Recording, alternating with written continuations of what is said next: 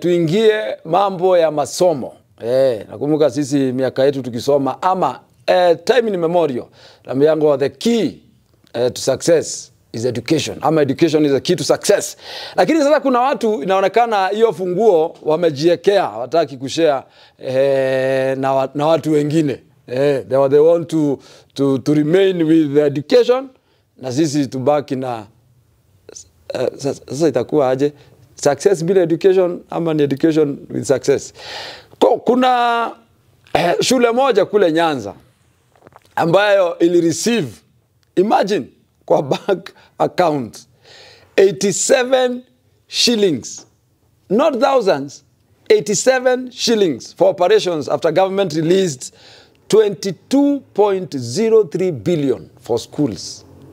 So baadhi ya shule ambazo zimeweza kupokea hiyo pesa, shule moja Nyanza inaweza kupokea 87 shillings. Imagine. Sasa hapa najaribu kuimagine, nimejiweka kwa viatu za principal. Ameamuka asubuhi, ameita board meeting pale ya walimu, sema sasa tuliona serikali imewachilia pesa, sasa nataka kuenda kwa account ndio tuweze kufanya ile miradi ambayo kidogo imekwama. So wait for my call. So ndio huyo ako na school driver ndio ameenda kwa pale kwa over the counter. Unajua hii lazima ikuwe ni pesa mingi, hii haiwezi ingia ATM.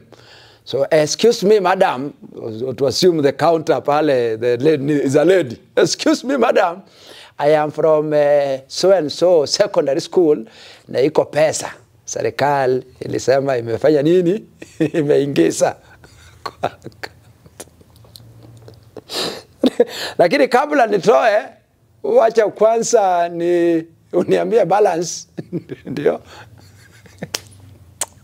Ndio niweza kufanya nini? Kufanya mathematics. Okay, give me the account of the school.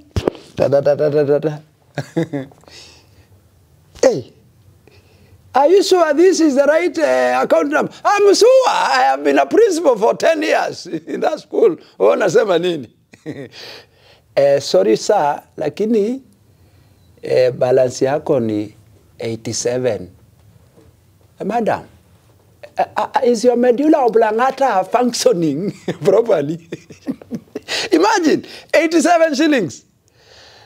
Wakenya now, of course, maoni kama kuna course ambayo Wakenya na kuanga wameweza kuqualify, ni maoni. Kuna mtu anasema hapa, Nyanza, Nyanza father is in the government with his experts. Na kule wana receive 87 shillings.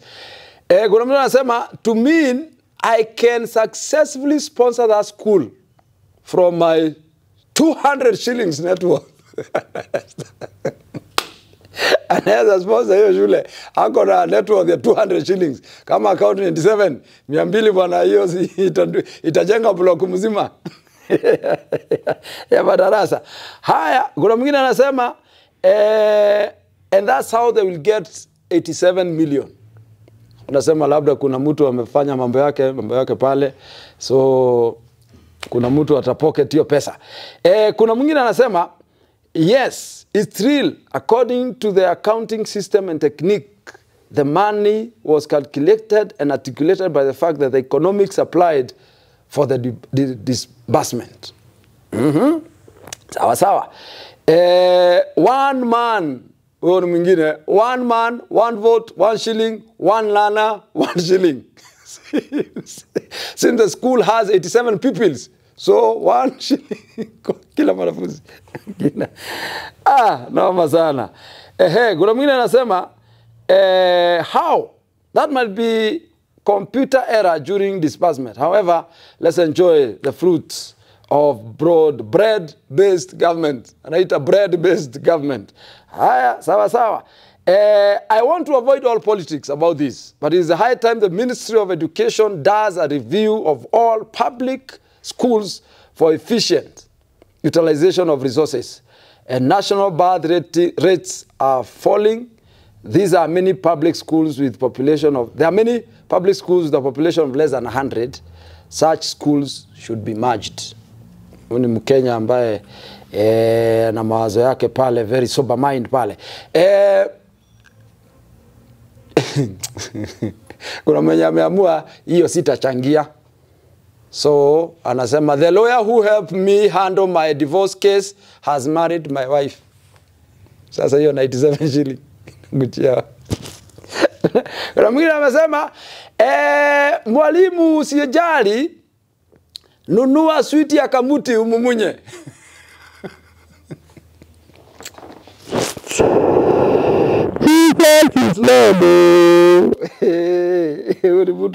Unimutu hata sijui. Haya. Kuna mwingine anasema the broad-based experts are overworking. I didn't know they were this determined to deliver. Wamedeliver mbaya sana.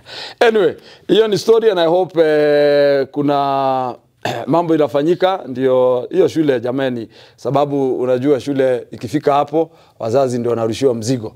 Na in the same story ya the education sector, kuna pesa ambayo serikali through the Ministry of Education imekuwa ikilipia wanafunzi mtihani. Kwa hivyo that's why unasikianga every child is entitled to sit for an examination. Sasa unapatanga hata watoto wenye wako jela ama hata uko hospitali, serikali na make sure ya kwamba wewe umeweza kukalia mtihani. Lakini inaonekana hiyo story itakuwa ni na mambo na itakuwa na nini? Hiyo story itakuwa na nini? Niandikie hapo kwa comment itakuwa na nini. Nataka hiyo story huenda ikawa na tatizo kwa sababu serikali imeweza kuscrap off hiyo pesa ya kuweza kulipia mtihani.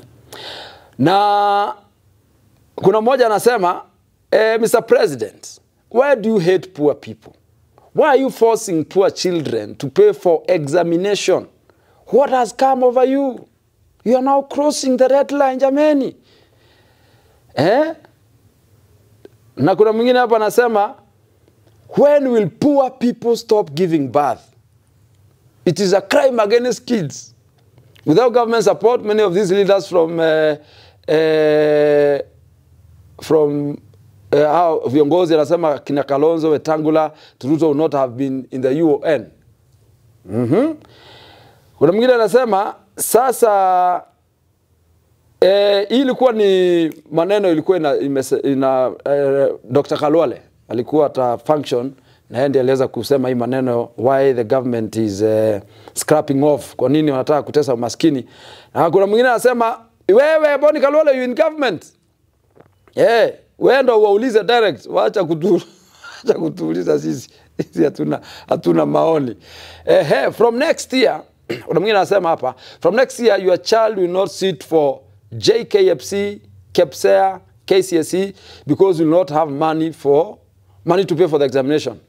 The president has removed the funding that existed since Kenya got independence in 1963. Hapo itakuwa tatizo. It is high time mtu huyu anataka kuleta mambo ya maandamano.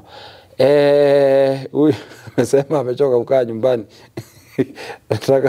Nataka kutumia nini? Nataka kusikia harufu ya tear gas. Amemiss. Kuna mwingine anasema he has kids in public schools and he's speaking the truth. Nairobi, Bimbo, another sloth can't relate to it. As long as we mtoto wako na pia hapo alikuwa anasema watoto wa matajiri waendelee kulipa, wa maskini wasilipe. Haya ni maoni. Thank you for watching. This is a story and my name is Wamiti the Brand, and be sure to follow us on all our social media platforms. Pale YouTube tunajulikana kama The Story, pale Instagram The Story KE, pale Facebook The Story, na pia pale TikTok The Story. Of course, this has been enabled na the beautiful facility inajulikana kama the Clarion Hotel. Clarion Hotel is a very famous hotel. Iko hapa tu opposite Givenchy Gardens, Moi Avenue. Hapa ukitaka chai yako freshi, mkutano, hakuna kelele. Hapa unakuja una relax. Ukitaka conference rooms ziko. Hapa unakuja una hold meeting yako ya watu so moja. Watakaa hapa comfortably. And of course the best services you can get ndani ya the Clarion Hotel. Pia wanakupatia usingizi for hire. Kama umechoka kulala kwako nyumbani, hapo unaweza kuja ulale, na hapa security kwa top notch. Hapa uwezi abdakitiwa, hapo unalala usingizi wa pono kwa wale Waswahili. So this is a Clarion Hotel. Asanteni sana for giving us the opportunity kukuja kupatia wa Kenya the story.